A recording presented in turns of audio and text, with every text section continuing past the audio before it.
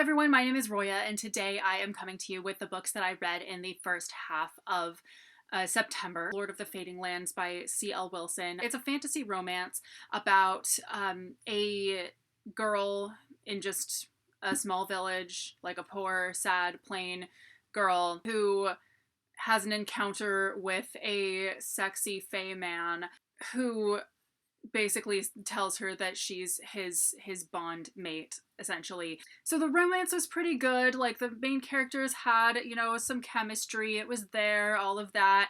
But I mean, some of the other aspects of the story were very afterthought. And I mean, it's a fantasy romance. It's not going to be, you know, the main plot other than the romance is going to be very secondary. You know, I can forgive it for that, but for it to be blurbed as one of the best, or the best book I've read in years, like, no, it's not even close. But yeah, it was a really enjoyable read. I did really like it the whole time I was reading it, and but I was kind of like, okay, like, it was just not that memorable, not that interesting overall. And it's not that spicy and sexy at all. Like, there's no sex between the two main characters or anything like that until the very end of the book, because they're not married. Like, come on. But anyway, it was good. I liked it, but it's not something that I think is anything to write home about necessarily. The Curse of Chalyon by Lois McMaster Bujold. This is basically about a guy who reminds me a lot of Fitz from Robin Hobb's Land of the Elderlings a little bit. He's like a more snarky Fitz, essentially. But anyway, so he ends up having to be a tutor slash secretary to a princess and all of that, and all kinds of stuff. But anyway, so this was a really entertaining book. I thought it was really good. I didn't think it was like amazing, but I really liked it a lot. So of course, what did I read next? I actually read the entire Fitz and the Fool trilogy. I started with Fool's Assassin, and then I checked out both the audiobooks and the ebooks of Fool's Quest and Assassin's Fate. And whenever I was, you know, doing something that needed an audiobook, I read the audiobook, and then during the times, you know, in between that, I would read the ebook. And so I ended up reading the whole trilogy pretty quickly, like within about 4 days. Like, it took me, maybe like less than a week, for certainly like 4 or 5 days it took me to read the whole trilogy. And I really, really loved it. I gave all 3 of these books 5 stars. So I read the rest of the Land of the Elderlings a good several years ago by now. But it somehow just took me a while to get to this one necessarily, and this was my favorite trilogy in the whole, like, greater Land of the Elderlings series. In this, we get Fitz several years following the Tawny Man trilogy. And he actually has another daughter. He actually winds up having another daughter who's really weird, has some abilities that are just really weird, and nobody knows exactly what's going on there during the first, like, part of the trilogy, all of that.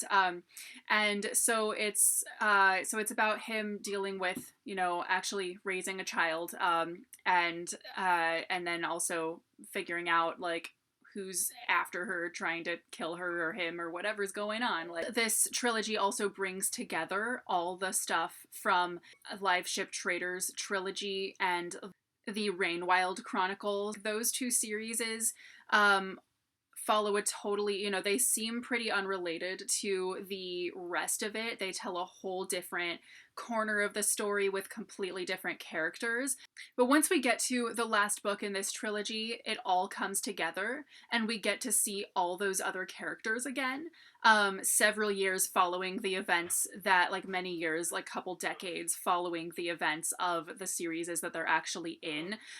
So it was definitely really interesting to see those characters again, see what happens with them, see what happens to the whole series as a whole, how it ties together. It was really, really good. I absolutely loved, I mean, I love the whole Land of the Elderlings. I really do, but I think that this trilogy was definitely my favorite of the whole series. Firekeepers Daughter by Angeline Booley.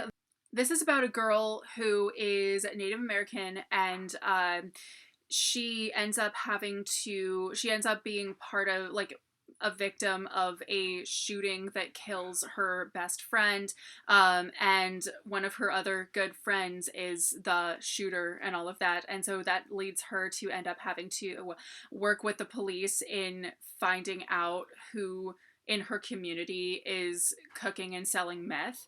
And that's something that's just really weird for her to do, because whoever's, it kind of feels like betraying her community a little bit by doing that. But she wants to find out like who's really responsible for getting like two of her friends killed, basically.